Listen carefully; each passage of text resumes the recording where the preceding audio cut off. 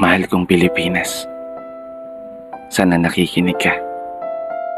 Gusto ko lang magkwento sa'yo. At ganoon na rin ang mga musta. Kahit hindi ka nakakapagsalita, alam kong sobrang nahihirapan ka na. Maganda ka naman eh. Inabuso ka lang talaga ng mga taong nakala mong aalagaan ka. Mga taong nanumpa ng katapatan sa'yo, na pagsisilbihan ka.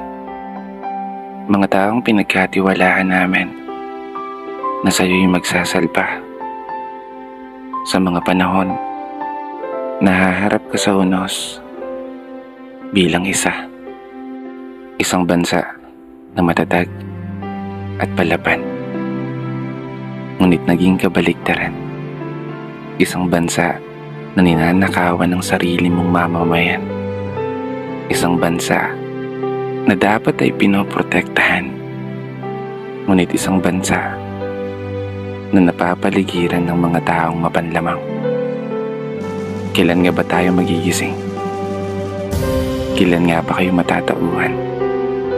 Kailan mo nga ba isa sa puso na inihalal ka ng taong bayan upang maglingkod? Hindi para magpayaman, upang magsilbi, hindi para maging gahaman. Imulat mo yung mga mata mo upang tuluyan mong masilayan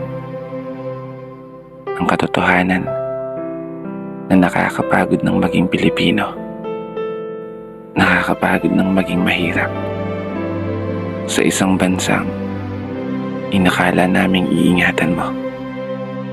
Mahal kong Pilipinas.